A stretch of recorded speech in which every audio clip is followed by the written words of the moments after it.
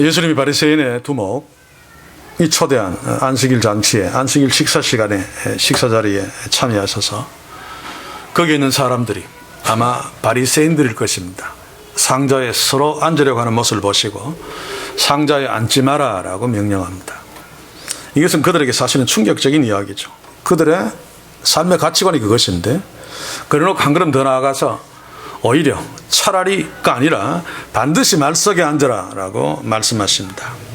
그리고 난 뒤에 잔치를 베푼 바리새인의 두령에게 이런 말을 합니다. 너는 이제 잔치를 베풀거든 형제나 벗이나 친척이나 부한 자들을 청하지 마라. 다시 말해서 상자가 필요한 자를 청하지 마라. 한 걸음 더 나아가서 차라리가 아니라 반드시 가난한 사람들과 장애인들을 청하라 라고 말씀하십니다. 예수님이 이렇게 말씀하신 것은 단순히 잔치집에서 어떻게 해야 되는 요령을 말씀하시는 게 아니죠. 잔치집에 가면 상자에 앉지 말고 말석에 앉으라는 정도가 아니라 상자 인생을 포기해라. 너희들이 하나님의 축복이라고 생각하고 인생을 살면서 최고의 목표로 추구하는 그 상자 인생을 포기하고 오히려 말석 인생을 살아라 라고 하는 명령입니다. 왜 말석 인생을 살아야 되는지에 대한 그 필연적인 이유를 우리가 지난 시간에 보았던 14절에서 말씀하고 있죠. 그리하면 저희가 갚을 것이 없는 거로 네게 복이 되리니 이는 의인들의 부활 시에 네가 갚음을 받겠음이니라. 그래야지 천국 간다는 이야기죠. 그래야지 하나님 나라 잔치에 참여해서 하나님이 주시는 떡을 먹을 수 있는 축복을 누리게 된다 그 말입니다. 그래서 이 예수님의 명령은 보통 명령이 아니라 영원히 죽고 사는 문제이고 천국 잔치에 참여하느냐 못하느냐의 문제죠. 그러나 이것이 이스라엘 지도자들 또 경건한 유대인들, 대부분의 유대인들에게는 그들의 지금까지 추구했던 가치관과 정반대 이야기여서 충격이 아니라 화가 났습니다. 바로 15절이 그 말입니다. 함께 먹는 자 중에 하나가 이 말을 듣고 이르되 무릇 하나님의 나라에서 떡을 먹는 자는 복되도다 하니라. 보통 이 말은 예수님의 말씀에 감동되어서 어떤 사람이 그 예수님의 말씀에 대해서 동의하고 환영하는, 저도 옛날에는 그렇게 배웠습니다만은, 그러나 정반대의 의미입니다. 예수님이 상자에 앉지 마라, 상자 인생 살지 마라, 말석에 앉아라, 말석 인생 살아야 돼. 그래야지 너희들 정말 천국 가서 하나님이 갚아주시는 떡을 먹는 복된 자가 될 수 있어 라고 말씀하시자마자 어떤 사람이 무릇 하나님 나라에서 떡을 먹는 자는 복되다 라고 말하고 있죠. 여기에서 먹는 미래입니다. 하나님 나라에서 떡을 먹을 자가 복되도다. 자, 이게 무슨 말씀인고 하면 예수님의 말씀에 감격해서 기뻐하며 예수님의 말씀에 맞장구 치는 말씀이 아니라 예수님이 하신 말씀을 듣고 기분 나빠서 듣기 싫다는 노골적인 표현입니다. 14절에서 예수님이 하신 말씀에 대해서 극단적으로 아르레기 반응을 일으키는 것이 바로 15절의 내용이죠. 당시에 경건한 유대인들, 바리새인들, 서기관들, 이스라엘의 지도자들, 그들을 모두는 천국 잔치에 들어가서 떡을 먹을 복된 자들이라고 당연히 믿고 있었습니다. 그런데 그들은 상자 인생을 추구하는 자들이고 상자 인생을 누리는 자들이죠. 말석 인생은 아예 버리고 보기도 싫어하는 자들입니다. 그런데 상자 인생이 자기들이 하나님 잘 믿어서 하나님이 하시는 축복이고 말석 인생은 하나님을 잘못 믿어서 하나님이 저주하신 것인데 지금 예수님이 정반대로 이야기하니까 상자 인생을 책망하고 말석 인생을 살라고 하니까 기분이 나쁠 수밖에 없습니다. 특별히 하나님의 저주를 받았다고 생각했던 가난한 자들, 장애인들을 잔치에 초대하라 라고 하는 것은 같이 놀아라 라고 하는 뜻이죠. 같이 교제하면서 막 먹어라, 그들의 동료가 되라고 하는 말인데, 그들에게는 참을 수 없는 모욕이고 화를 낼 수밖에 없는 것입니다. 더구나 말석 인생이 되어야지 천국잔치에 참여해서 하나님께 가품을 받을 수 있다라고 하는 것은 도저히 받아들일 수 없는 일이죠. 그래서 어떤 사람이 우리는 천국에서 떡을 먹을 자들이다, 그래서 복된 자들인데 네가 뭔데 천국에 들어가니 마니 라고 하느냐, 네가 뭔데 그런 재수 없는 말을 하느냐, 그 말 당장 집어치우고 다른 재미있는 이야기 하자라고 하는 뉘앙스의 얘기가 무릇 하나님 나라에서 떡을 먹을 자들은 복되도다라고 하는 말입니다. 예수님이 말씀하신 상자 인생, 말석 인생에 대해서 바리새인들은 두말할 것도 없고, 당시에 그냥 일반적인 유대인들도 화가 잔뜩 났을 것입니다. 그 잔치에 참석하고 있는 자들. 왜냐하면 지금까지 자기들이 추구해온 자신들의 그 복된 인생관, 예수님이 모조리 다 무시해버리시고 그러면 지옥 가라고 말씀하고 있으니까, 그리고 자기들이 보기도 싫어하는, 하나님이 저주했다고 믿고 있는 가난한 자들, 장애인들을 초대해서 그들과 친구가 되고 그들처럼 말석 인생을 사는 것이 천국에서 떡을 먹을 수 있는 복된 자라고 하니까, 지금 우리에게 적용해서 한번 생각해 봅시다. 타락한 한국교회에서 믿음의 영웅 대접을 받으면서 자기가 잘 살게 된 것을 축복이라고 막 간증하면서 폼 잡고 있는, 또 거대한 초대형 교회에서 목회하면서 호합한 목회자들, 호합한 장로들, 자기들은 천국 간다는 것을 당연하게 여기고 천국 못 간다는 것은 꿈에도 생각하고 있지 않은데, 만약에 예수님이 그들에게 너희들은 천국 못 가라고 한다면 아마 또 그들은 15절에서 이 사람이 얘기한 것보다 훨씬 더 지나치게 아마 그 말씀을 하신 예수님을 잡아 죽이려고 덤벼 들었을 것 같습니다. 아무튼 예수님의 말씀에 기분이 몹시 상한 자들 중에 어떤 사람이 예수님의 말씀에 불쑥 끼어들어서 지금 예수님의 말씀을 막고 있습니다. 우리 성경에는 보면 14절에 받겠음이니라 하시더라 라고 마침표를 찍죠. 예수님의 말씀이 끝난 뒤에 어떤 사람이 떡을 먹는 자가 복되도다 라고 하는 것처럼 보입니다만, 하시더라, 하시니라 라고 하는, 하시더라 라고 하는 말씀이 원문에는 없습니다. 지금 이 말은 12절에서 또 자기를 청한 자에게 이르시되 말씀하시되 라고 하는 그 말에 계속 지금 진행되고 있는 거고, 지금 14절에서 받겠음이니라 라고 하는 말을 하시고 계속 말씀을 이으려고 하시는데, 함께 먹는 자 중에 한 사람이 불쑥 끼어들어서 예수님의 말씀을 지금 막고 있는 거죠. 우리는 당연히 천국에서 떡을 먹을 자들인데 우리에게 이런 말을 하는 것은 말도 안 되는 소리가 아니냐. 오히려 저 가난한 자들, 장애인들, 그들이 가서 너희들 천국 못 가, 그러니 이렇게 해야 돼 라고 말하는 것이 맞는데, 다 천국 백성인데, 예를 들면 목사님들 꽉 모아놓고 당신들 천국 못 가면 큰일 납니다, 천국 못 갈 수도 있어요 라고 막 천국 지옥에 대해서 이야기한다면 앉아있는 목사님들이 상당히 기분 나쁠 것입니다. 지금 그런 분위기입니다. 그래서 그 말씀이 너무 듣기 싫어서 중간에 탁 깨고 들어와서 우리는 이미 천국 백성이고 천국에서 떡을 먹을 자들이다, 그러니 우리한테 말도 안 되는 그 헛소리 그만하고 다른 이야기 하자 라고 하는 것이 바로 천국에서 떡을 먹을 자들이 복되도다 라고 하는 그 말의 의미입니다. 예수님이 어떤 분이십니까? 그렇다고 해서 말을 중단하시지 않으시죠. 그들에게 지금 비유로 말씀하신 내용이 오늘 우리가 볼, 다음 시간까지 이어서 볼 큰 잔치의 비유입니다. 그래서 큰 잔치의 비유를 핵심 내용만 미리 말씀드리면 이미 눈치챘겠습니다만, 우리는 천국에서 떡을 먹을 자들이다, 우리는 천국 백성이야, 천국 잔치에 참여할 자들이야 라고 하는 그들에게 미안하지만 너희들은 천국 잔치에 참여할 수 없어 라고 하는 것입니다. 그것은 너희 스스로가 천국 잔치에 초대한 하나님의 종의 초대를 거절했기 때문이야.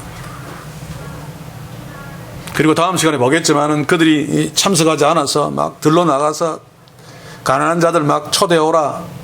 그리고 그래도 자리가 남습니다. 그러니까 또 산울가라 데리고 오라라고 하는 것은 이게 뭐 이방인들을 뭐 부르기 이런 얘기가 아니고 핵심적인 내용은 아무리 자리가 비어도 극단적으로 산울가 이런 데 가서 형편없는 인간들을 데려 앉혔으면 앉혔지.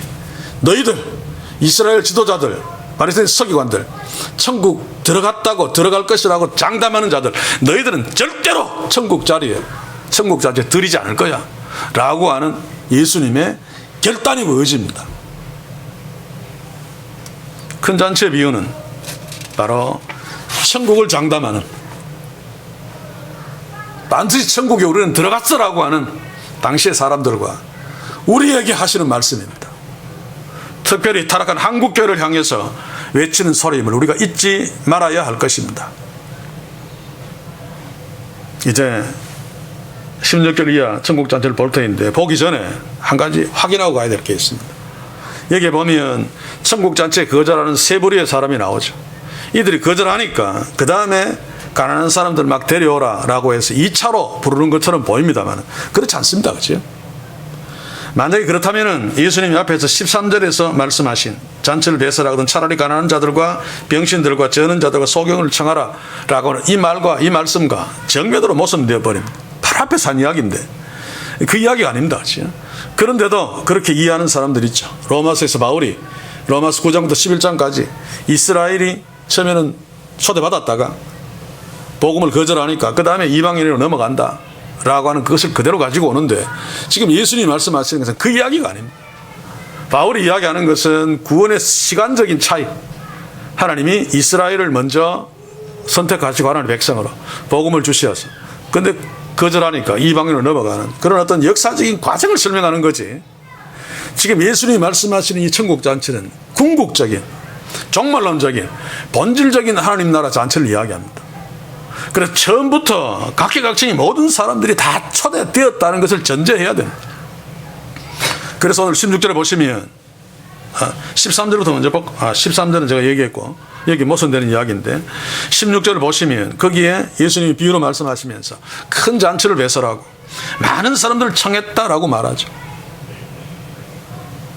이 말은 이스라엘 지도자들, 권력자들, 부자들, 잘난 자들 그들을 청했으면 물론이고 또 보통 평범한 유대인들, 개종에는 가난한 자들, 과부들, 세리, 죄인, 창기들, 장애인들도 초대되었고 더 나아가서 이 백부장이나 뭐 니고데모 또 스로보네게 여인 같은 니고데모는 유대인이죠, 그죠? 여인 같은 이방인들도 다 초대된 잔치가 큰 잔치입니다. 천국 잔치이죠. 그런데 예수님께서 지금 이 비유를 말씀하시는 목적이 뭔가 하면 하나님이 초대한 천국 잔치에 겁대가리도 없이 거절한 그런 유대인 지도자들, 잘난 인간들을 너희들은 천국 못 가라고 이야기하는 비유이기 때문에 그들에게 초점을 맞추다 보니까 함께 초대한 가난한 자들, 장애인들을 언급하지 않았을 따름이에요. 그래서 이 비유를 보실 적에 처음에는 이 자들을 초대했고 거절하니까 그 다음에 가난한 자들 뭐 초대하고 그래도 자리가 남으니까 이방인들을 초대했다라고 하는 것, 실제로는 바울 서신을 한번 보면 실제로 하나님이 그렇게 하셨지만은 이 비유에서 그 이야기를 하지 않는다는 것을 우리가 기억하고 오늘 말씀을 함께 보기를 원합니다. 오늘 보면 어떤 사람이 큰 잔치를 배설하고 많은 사람을 청하였더니 또 17절 나중에 보겠습니다만 잔치할 시간에 그 청하였던 자들에게 종을 보내요. 또다시 한 번 더 청하는, 두 번 청하죠. 고대 근동에서 권위 있는 잔치를 열면 두 번 초대하는 것이 통상적인 관습입니다. 잔치를 준비하면서 잔치를 열 시기 한 2, 3일 전에 뭐 경우에 따라서는 하루 전일 수도 있고 또 경우에 따라서는 오전에 보내서 준비 다 하고 잔치는 보통 늦은 오후나 이른 저녁에 시작하죠. 그때쯤 돼서 또다시 사람을 보낼 수도 있습니다. 보통 2, 3일로 보죠. 경우에 따라서는 일주일이 될 수도 있습니다만 그렇게 주인이 잔치를 열 계획을 세우고 정들을 먼저 초대할 사람들에게 보내서 초대 가부를 묻습니다. 그리고 1차적으로 초대 응한 사람들을 이제 잔치를 다 완료해 놓고 다시 보내죠. 그 이유는 여러 가지가 있겠습니다만은 고대 사회의 상황입니다. 냉장고도 없고 또 중동의 그 더운 날씨, 만약에 사람들의 숫자를 잘 파악하지 못하고 음식을 만들면 남으면 다 쓱 내버려야 되고 또 모자라면 그 이상 더 신뢰가 없으니까 적절하게 맞추기 위해서 1차적으로 정도를 보내서 대강 숫자를 파악하고 1차적으로 초대 응한 사람들은 일반적인 상황에서는 거의 100% 2차 잔치에 오게 되어 있습니다. 그래서 본문에 보면 배설하고라고는 번역이 잘못된 거죠. 아주 정밀하게 번역하면 이 배설하고는 마치 잔치상을 다 배설해 놓고 1차 초대를 하고 그 다음에 또 2차 초대를 하는 것처럼 보여도 배설하기 전입니다. 그래서 의문대로 보시면 미완료 과거죠. 정확하게 번역한다면 주인이 잔치를 준비하면서 정도를 보내가지고 1차 초대를 하고 이제 1차 초대된 사람들을 놓고 완전히 준비를 마치고 이제 잔치가 다 준비되었으니까 이제 오시면 됩니다라고 2차로 사람들을 보내죠. 그래서 17절 이하가 바로 2차로 사람들을 보내는 장면입니다. 한번 읽어볼게요. 잔치할 시간에 그 청하였던 자들에게 종을 보내어 가로되 오소서 모든 것이 준비되었나이다. 저는 여기에서도 짚을 것이 있습니다. 일반적으로 이 비유를 볼 적에 안 짚고 그냥 지나가는 것입니다만 원문대로 보시면 여기에 나오는 종은 단수로 되어 있습니다. 뭐 별 차이가 없는 것 같아도 그렇지 않습니다. 특이한 상황입니다. 일반적이지 않습니다. 왜냐하면 유대인들의 관습상 무슨 일에 대해서 심부름을 보낼 적에는 최소한 2사람 이상씩 보냅니다. 그게 관례고 당연한 일이죠. 그런데 유독 여기에는 종을 보냈다라고 예수님이 단수를 씁니다. 의도적입니다. 여기서 예수님은 종이 자기 자신임을 간접적으로 밝히고 있는 것입니다. 하나님이 잔치를 배설하고 종 한 명이 나를 보내서 초대하고 있는데 너희들은 하나같이 거절하고 있다라고 하는 것을 표현하기 위해서죠.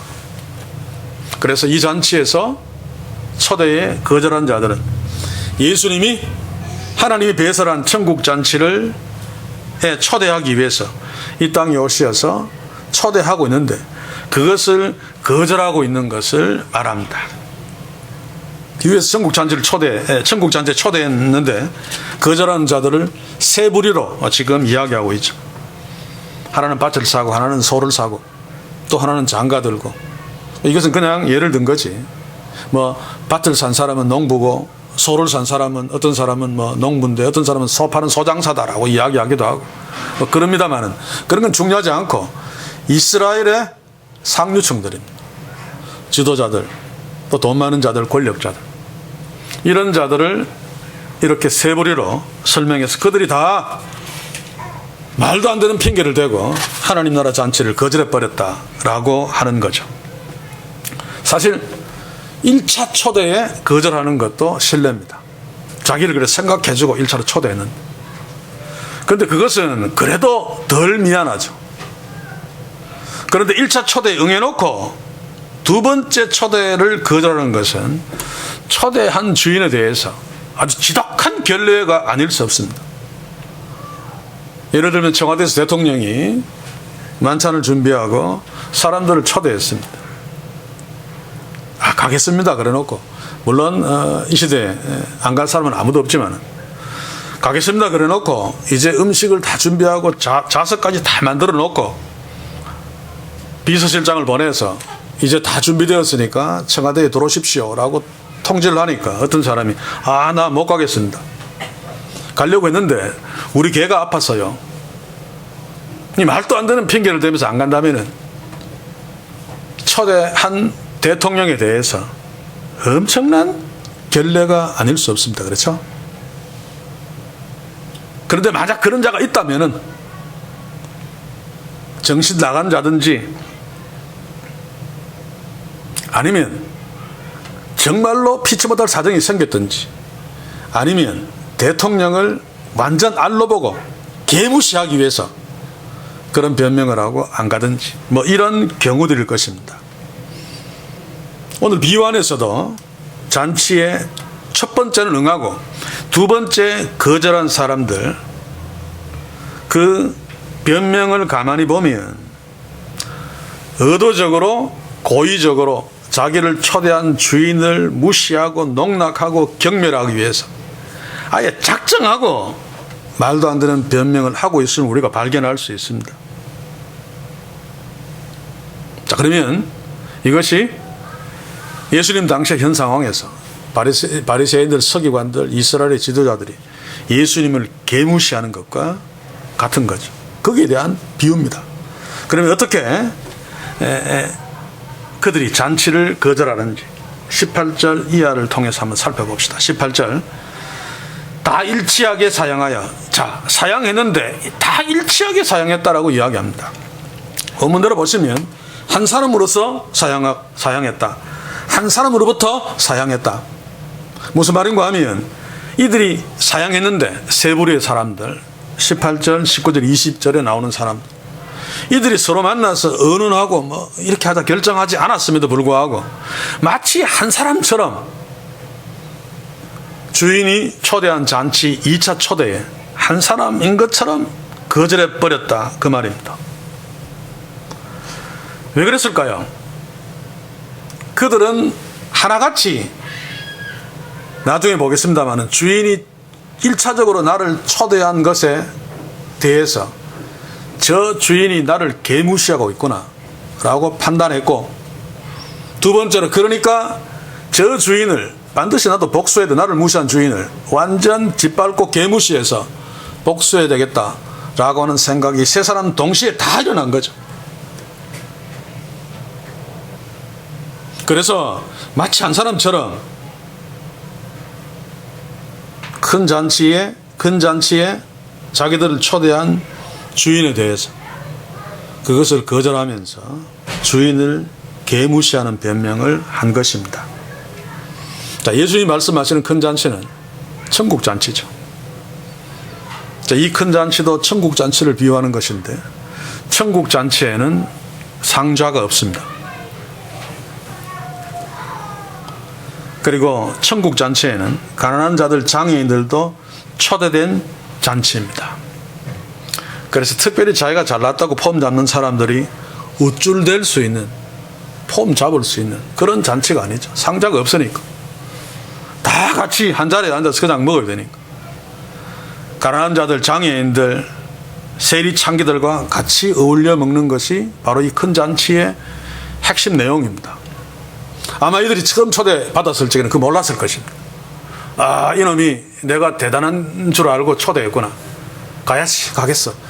그래서 가면 상자에 앉아서 또 거들먹거리고 폼 잡을 수 있겠구나 라고 생각했는데, 한 2, 3일 동안 그 잔치, 자기를 초대한 잔치의 내용에 대한 정보를 들으니까 상자도 없고 어중이 저둥이 다 초대하는 그런 잔치임을 알았습니다.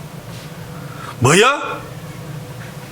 그 주인이 나를 그렇게 무시해? 내가 얼마나 귀한 존재인데, 얼마나 존귀한 자인데 상자를 만들자는 잔치, 거기에다가 어중이 떠중이 가난한 자, 장애인들 다 초대한 잔치, 나를 뭘로 보는 거야?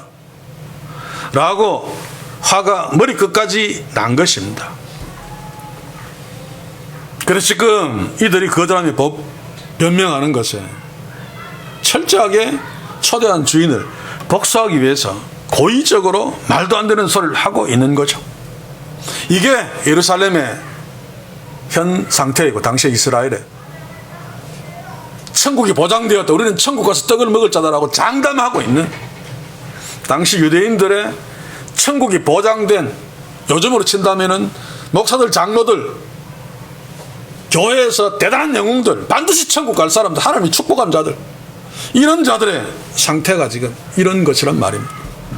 그래서 예수님이 이런 자들을 놓고 누가복음 13장 34절에서 예루살렘아, 선자들을 죽이고 네가 파송된 자들 돌로 치는 자여, 암탉이 제 새끼를 날개 아래 모음같이 내가 너희를 너희를 자녀로 모으려고 한 일이 몇 번이냐? 최소한 2번 이상은 초대했다 그 말이죠. 그러나 너희가 원치 않아요도다. 이게 당시의 상황입니다. 그래서 예수님이 탄식하시면서 이 말씀을 하셨죠. 아마 예수님이 이 땅의 교회들을 보시면 탄식이 아니라 통곡을 하셨을 것입니다. 자, 그러면 이들이 예수님을 어떻게 농락하는가, 하나님을 어떻게 농락하는가 한번 봅시다. 밭을 샀음에라고, 샀음에는 과거입니다. 단순 과거. 그리고 내가 나가 보아야 하리라, 나가 보아야 하는 현장입니다. 이게 말이 안 되는 거죠. 이게 무슨 의미하는가 하면 과거 어느 시점에 밭을 이미 샀다는 것입니다. 그리고 그때는 잘 몰랐는데 잔치 시간에 내가 그것을 살피러 나가야 되기 때문에 당신이 초대한 잔치에 가지 못하겠다라고 하는 거죠. 고대 사회에서 땅은 생명보다 더 귀한 것입니다. 그래서 만약에 땅을 살려고 할 때는 다른 어떤 것을 살 때보다 더 신중하게 모든 것을 다 조사하고 살피고 난 뒤에 또 땅을 살 것인가 말 것인가 맨날 며칠 고민하다가 땅을 사죠. 땅이 자신과 가족의 생존의 문제이기 때문에, 예를 들면 그 밭은 배수가 잘 되는가, 배수 안 되면 뭐 끝장입니다. 씨앗 심은 바에 다 썩어버리고. 그리고 햇볕은 잘 드는가, 그리고 주인은 막 농사 잘 된다고 하는데 정말로 한 2, 3년 동안 과거에 농사 잘 되었는지 주변 사람들에게 물어보고 정말 수확은 어느 정도인가, 이런 것 저런 것 다 알아보고 꼼꼼하게 보고 판단해서 밭을 사게 됩니다. 그런데 아무것도 보지 않고 내가 밭을 샀는데 이제 나가서 내가 산 밭이 어떤지 살펴봐야 되겠다 라고 하는 것으로 잔치 못 간다는 이유로 삼는 것은, 주인이 그 말을 들으면 야, 이놈이 기가 막히게 나를 무시하는구나 라는 것을 금방 알 수 있습니다. 예를 들면 이런 것입니다. 대통령이 청와대에 초대했는데 어떤 사람이, 내가 얼마 전에 공인중개사에 전화를 걸어가지고 공인중개사의 말을 듣고 60억짜리 아파트를 계약하고 인터넷으로 돈을 지불하고 샀습니다. 그런데 참 불행 중에 그 잔치 베푸는 시간에 내가 이제 내 산 아파트에 가서 그 주변 환경이 어떤지, 아파트는 몇 평인지, 또 벽지는 잘 발려 있는지, 수돗물은 잘 나오는지, 보일러는 잘 돌아가는지 확인하러 가야 되기 때문에 잔치에 못 나가겠습니다 라고 하는 것과 마찬가지란 말입니다. 요즘도 이런 말은 말이 안 되잖아요. 60억짜리 아파트를 사는데 보지도 않고 그냥 공인중개사 말만 듣고 사는 사람이 어디 있습니까? 고대 사회에서 밭을 사는 데는 더합니다. 더해. 그런데도 그따위 말도 안 되는 변명을 하면서 여기서 보면 불가불 내가 가보아야 되겠다라고 하죠. 헬라어로 아난케인데 반드시라는 뜻입니다. 이 말은 뒤집어 이야기하면 나는 반드시 네 잔치에 가지 않겠다라고 하는 말이죠. 반드시 가지 않겠다는 이유가 말도 안 되는 이유를 대면서 청와대 잔치에 거절하면서 우리 개가 아파서 라고 하는 것보다 더 심한 주인에 대한 욕보임이 바로 이 별명입니다. 1차 초대 영했다가 피치 못할 사유가 있으면 부르갈 수 있죠. 그리고 막 가기 싫은데 변명은 해야 되겠고, 그러면 거짓말이라도 그럴듯한 변명을 하겠죠. 주인의 그 체면을 최소한 생각해 준다면. 그래서 제가 케네스 이 베일리의 책을 보니까 이런 변명을 했으면 그래 좀 나은데라고 하면서 이런 얘기를 해요. 내가 중요한 밭을 지금 살려고 하고 있는데 그 밭 주인과 이렇게 막 밀고 당기고 막 거래하려고 하고 있는데 그 밭 주인이 오늘 저녁에 나와 만나서 그 밭 거래를 하지 않으면 다른 사람에게 팔겠다라고 연락이 왔다. 나는 그 밭을 꼭 사야 되는데, 그래서 어쩔 수 없이 잔치에 참여하지 못하고 그 사람 만나서 밭 사는 거 그거 거래 보고 성사시켜야 되기 때문에 어쩔 수 없이 못 간다라고 한다면 그것이 거짓말이라도 자기를 초대한 주인에게 최소한의 여인은 될 수 있습니다. 그런데 말도 안 되는 변명을 하는 것은 일부러 그 사람을 욕보이려고 하는 것입니다. 말도 안 되는 변명을 하는 것은 고의적으로 그 사람에게 수치를 주려고 하는 것입니다. 19절 이하에서도 마찬가지죠. 대동소이한데 그 사람을 가만히 살펴보면 어쩌면 밭을 산 사람보다 훨씬 더 부자인 것 같아요. 밭을 사는 것도 뭐 부자 아니면 못 사죠. 그렇죠? 소 5결이라고 하는 것은 10마리를 말하죠. 한 결이는 한 멍에 2마리씩 이렇게 매달아서 밭을 갈게 하는 그 규모가 한 결입니다. 그러니까 소 10마리를 샀다라고 하는 것은 아마 이 사람은 이전에도 소가 있었겠죠. 그렇죠? 부자인데. 그런데 10마리를 더 샀다. 근데 앞에 거 때려치우고 10마리만 놓고 봐도 학자들이 이 조산책을 읽었는데 고대 사회에서 소 10마리로 농사 지을 수 있는 땅은 최소한 30만 평이 넘는다 그래요. 저는 30만 평이 어느 정도인지 잘 모르겠는데 체육공원 가면서 그 비닐하우스 추겠는 그 체육공원 앞에 그 넓은 덜이 있죠. 그게 다 합쳐서 2,000평이라고 합니다. 비닐하우스 한 곳이 1,000평 정도 된다고 해요. 나는 그 땅 우리한테 줘서 교회 지면 딱 좋겠다라는 생각을 하면서 지나다녔는데 비닐하우스가 먼저 들어와서 안 해라고 했습니다. 아무튼 30만 평이라면 대단한 부자임에 틀림없죠. 자, 그런데 이 사람도 말도 안 되는 변명을 하고 있습니다. 고대 사회에서 소를 사는 것은 요즘 값비싼 트랙터를 사는 것보다 훨씬 더 신중해야 합니다. 훨씬 더 가치가 있고 훨씬 더 비싼 것이죠. 그래서 소를 사기 전에 온갖 검사를 다 합니다. 이 소가 정말로 건강한가, 나이는 몇 살인가, 치아 다 보고, 힘은 좀 있나. 그리고 더더욱 중요한 것은 멍에를 같이 메고 두 소가 같이 가기 때문에 그 멍에 맨 두 소들이 걸음걸이가 그 스피드가 비슷한가, 또 성격이 나빠서 둘이 막 싸우고 있지는 않은가, 소의 성격까지도 보고 소들을 산다고 합니다.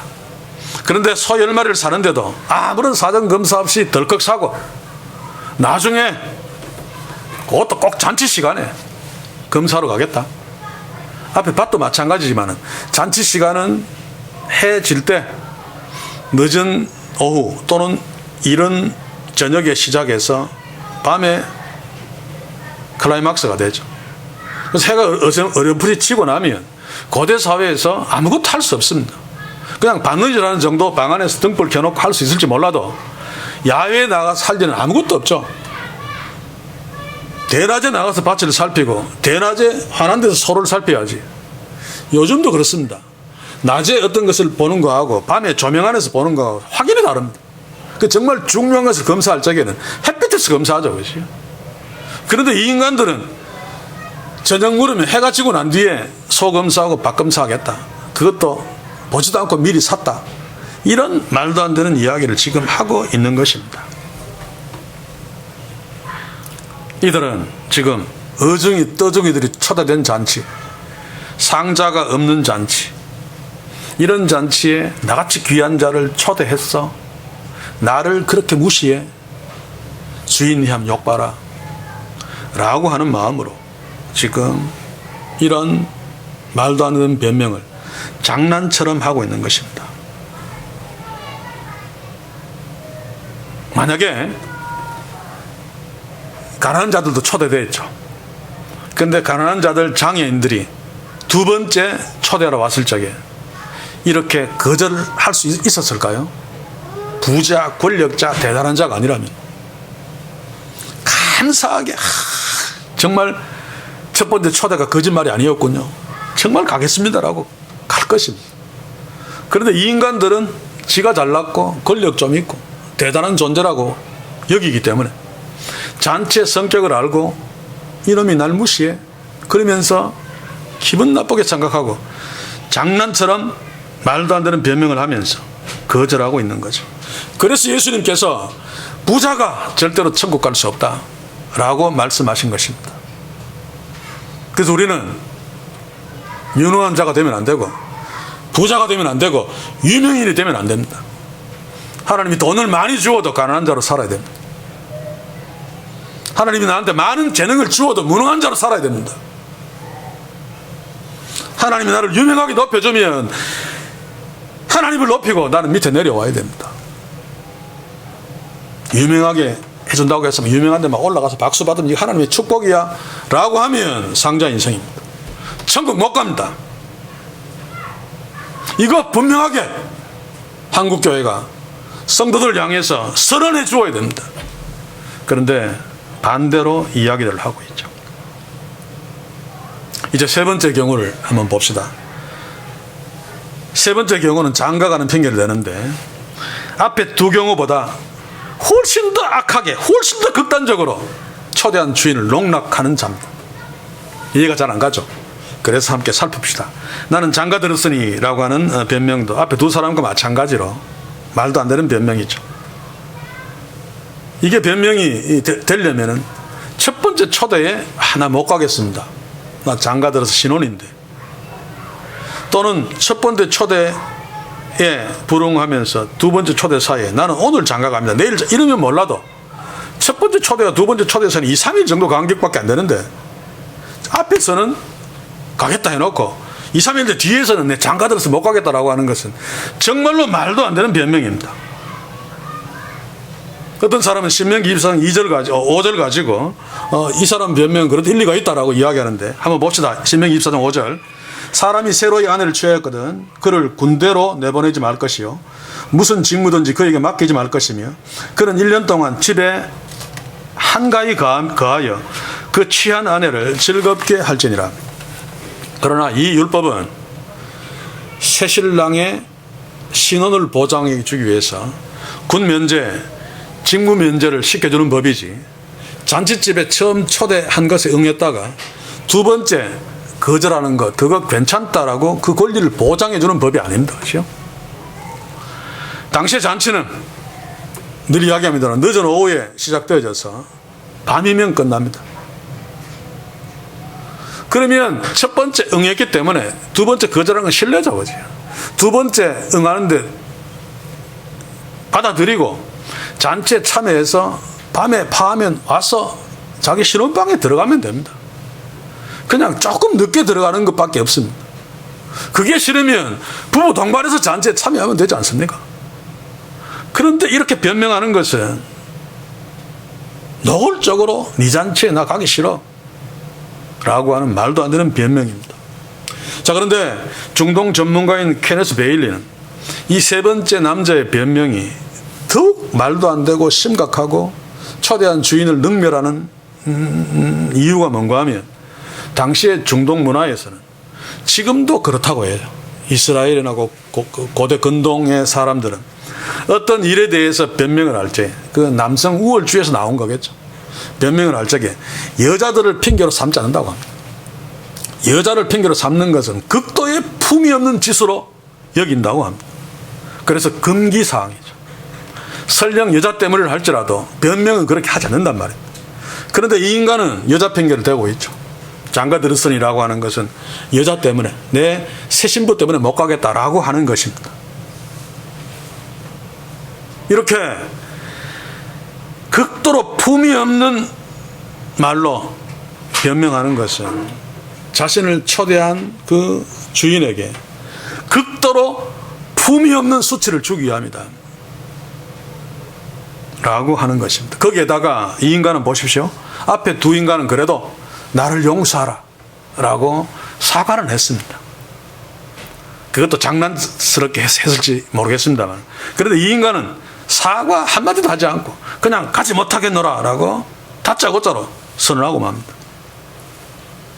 그래서 이 세 번째 경우가 주인에 대한 더 이상 어떻게 할 수 없는 최악의 수치를 주는 것이고 최악의 경멸을 주는 그런 경우라고 케네스 베일리는 말하고 있습니다. 동의합니다. 자, 지금까지 예수님이 큰 잔치 비유에서 세 종류의 사람들이 잔치 초대를 거절하고 있는 이야기를 통해서 앞에서 이야기했지만 이스라엘 지도자들, 권력자들, 잘난 자들, 상류층들 하나님께로부터 축복을 받았다고 하는 우리는 하나님 나라의 잔치에 당연히 참여해서 떡을 먹을 수 있는 복된 자라고 하는 그들이 실제로는 스스로 하나님 나라 잔치를 거절하고 있다라고 경고하고 있는 것입니다. 지금 이스라엘은 자신들이 하나님 나라의 잔치에 초대하기 위해서 예수님이 정으로 이 땅에 오신 하나님의 아들이심에도 불구하고 와서 자기들을 초대하는 예수님을 극단적으로 무시하고 경멸하고 있죠. 예를 들면 한도 끝도 없이 며칠 동안 해도 모자랍니다만 한 가지 극단적인 예를 하나 든다면 누가복음 11장 14절에서 15절입니다. 우리가 이미 보았습니다만 예수님이 기적을 베푸시는데 그 기적을 베푸신 이유는 하나님의 아들임을 보여주기 위함이죠. 그래서 믿도록 하기 위함인데 바리새인들, 서기관들, 이스라엘 책임있는 지도자들이 그 예수님을 뭐라고 이야기합니까?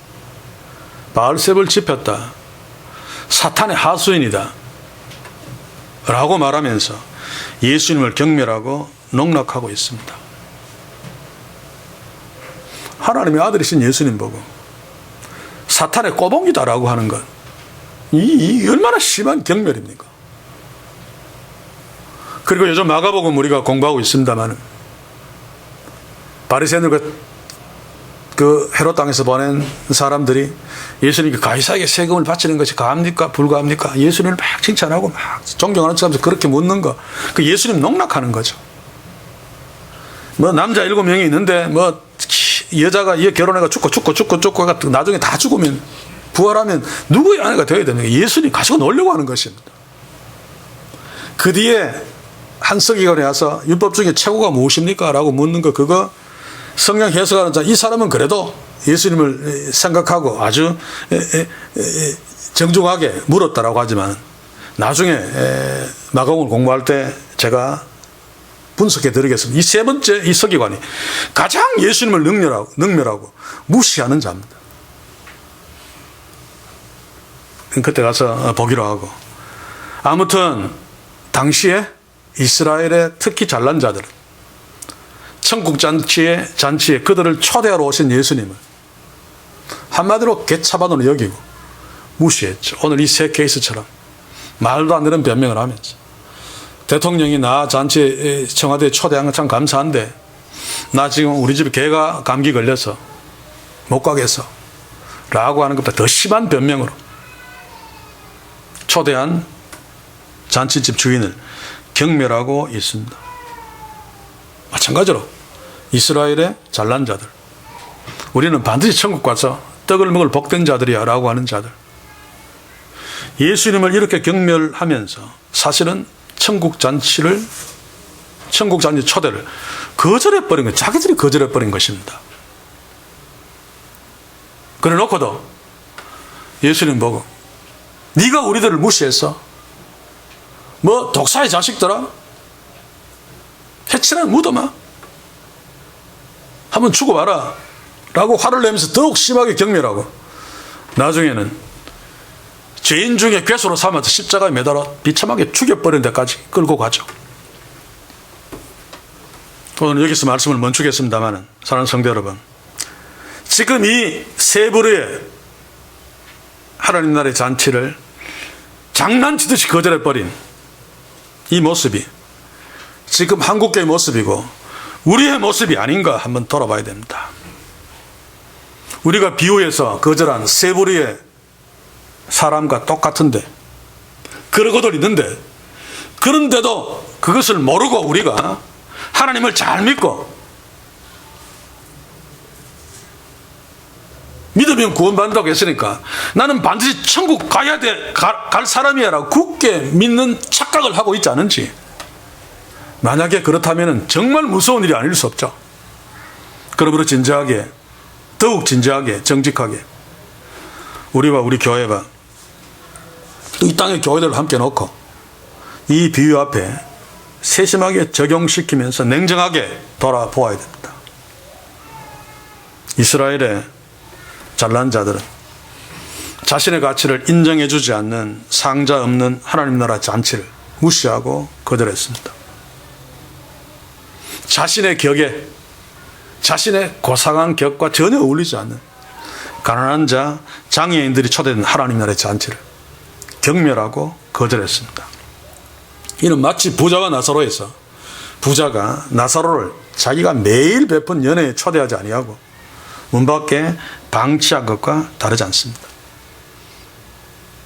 부자 지옥 같죠. 또 탕자의 비유에서 돌아온 탕자를 아버지가 기뻐하는데 맏아들이 그거 막 불쾌하게 생각하면서 아버지가 베푼 잔치에 들어가지 않은 것과 같습니다. 물론 탕자 비유에서는 예수님이 그 이후의 얘기를 하고 있지 않습니다만 결과는 끝까지 들어가지 않는 것으로 끝나죠. 스스로 아버지가 베푼 잔치를 거절하고 있습니다. 그런데 이것이 우리의 모습이 아닌가 하면 돌아봐야 됩니다.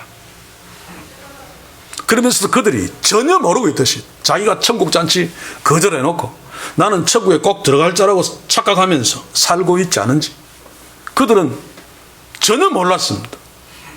그렇듯이 우리가 전혀 의식하지 못하고 전혀 모르고 있지 않은가. 한국교회처럼.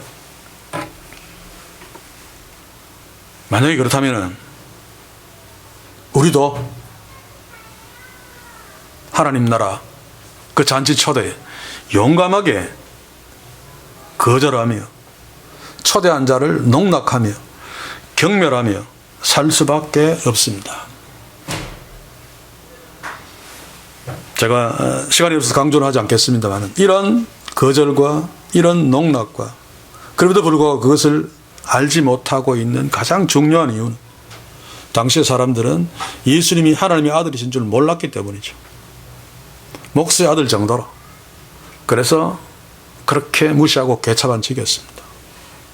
오늘 이 시대에도 하나님을 제대로 알지 못하면 하나님의 이름으로 하나님을 농락하고 경멸하고 하나님 나라의 잔치를 용감하게 거절하고 그래놓고도 나는 천국 백성이다. 봐라 지금 봐라. 내가 얼마나 지금 높아 있느냐. 얼마나 권력이 있느냐.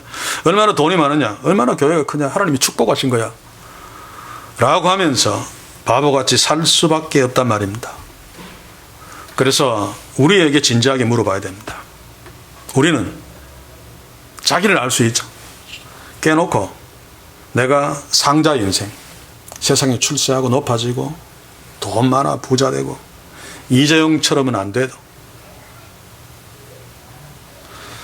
그것을 하나님의 축복으로 여기고 그것을 추구하며 살고 있지 않은가 질문해 보십시오.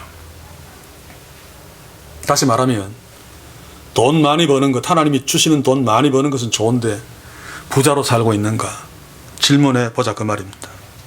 우리는 내 인생 성공에 내 인생의 격조에 비추어서 방해가 되는 가난한 자들, 장애인들 내 인생에 초대하기는커녕 근방에 오는 것도 싫어서 막 외면하면서 잘난 인간, 부자들, 유명한 자들 그들은 하나님을 개무시하는 자들인데 그들이 내 인생에 들어와서 나와 어울려서 내 격조를 높이고 상자 인생을 누리고 싶어 하지는 않습니까? 정말로 그것 때문에 공부하고 그것 때문에 열심히 일하고 그것 때문에 잘난 인간과 줄대며 사귀려고 마치 오늘 이 시대에 쓰레기 같은 정치인들처럼 그러지 않고 있는가. 구체적으로 예를 들 수 있습니다. 우리 교회에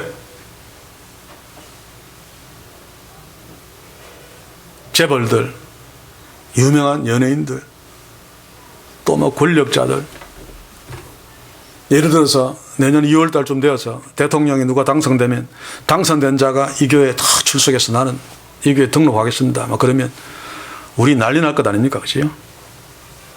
거기서 끝나지 아니하고 밖에 나가서 예수님 천국 지옥 전도를 안 하면서 그런 사람 우리 교회에 왔다가 얼마나 자랑하고 돌아다니겠습니까? 우리 교회는 그렇지 않을 것으로 믿습니다만 그러나 반대로 가난한 자, 장애인들, 별 볼 일 없는 자는 교회에 들어오든지 말았든지 아예 관심을 갖고 있지 않다면 우리는 상자 인생입니다. 말석 인생이 아닙니다. 그러면 심각하게 우리 자신들을 돌아봐야 됩니다. 우리 신앙생활에서도 이러지 않습니까? 정말 순수하게 하나님 앞에서 나를 세워놓고 기도합니까? 금식합니까? 40일 금식 기도 많이 하는 척 하면서 제가 이야기했죠. 기도 많이 하는 것은 하나님밖에 모릅니다. 골방에서 은밀하게 기도하는데 우리 저 아무 권사님은 기도 많이 하는 사람이야. 어떻게 합니까? 그 사람이 기도 많이 한 척 했기 때문에 아는 거죠. 방언 기도 막 해대면서 나는 금식기도 1년에 몇 번 한다고 하면서 이런 짓들로 하나님을 조롱하며 경멸하고 있지는 않은지 우리도 정도는 그만큼 아니라 할지라도 충분하게 그런 위험에 우리 모두가 노출되어 있습니다. 그래서 오늘 큰 잔치 비유 앞에 진지하게 써야 됩니다. 이제 다음 두 번째 시간에 그 비유에 대한 하나님의 결론 만날 터인데, 그 전에 제가 오늘 몇 가지 질문한 것 저는 저에게도 했습니다. 나와 우리 교회와 우리 가정 그리고 내가 속해 있는 이 땅의 한국교회에 적용시키면서 정말로 상자 인생이 아닌가, 정말로 말석 인생인가 진지하게 물어보면서 회개해야 된다면 회개하면서 새로움 앞에 서는, 그리고 다음 주일날 더욱 하나님이 기뻐하시는 예배자로 서며, 두 번째 큰 잔치 비유, 이 주의 말씀 앞에 설 수 있는 축복이 오는 일주일 동안 우리에게 풍성하기를 주의 이름으로 간절히 소원합니다. 기도합시다. 주여, 오늘 큰 잔치의 비유를 보면서 우리와는 전혀 상관없는 것처럼 생각될 수 있습니다. 그럼에도 이 문제가 우리의 문제며 나의 문제임을 기억하고 우리 자신들의 삶의 가치관, 목표, 또 삶의 상황들을 본질적으로 질문하기를 원합니다. 설령 지금 우리가 상자 인생은 아니라 할지라도 상자 인생이 되고 싶어 하지는 않는지, 현재 내가 말석 인생이라 할지라도 말석 인생의 본질적인 의미를 알지 못하고 벗어나려고 하고 있지는 않은지 돌아보게 하소서. 주여, 우리가 말석 인생을 살면서 하나님의 뜻을 이루기를 소원합니다. 그러므로 필요한 것들 많이 주십시오. 물질도 주시고 여러 가지 상황들을 허락하시되 우리는 끝까지 말석 인생에 앉아 하나님이 주신 것들로 하나님 나라를 위해서 사용하며 헌신하며 사는 축복들을 우리 교회 우리에게 풍성히 허락해 주시옵소서. 예수님의 이름으로 기도하옵나이다. 아멘.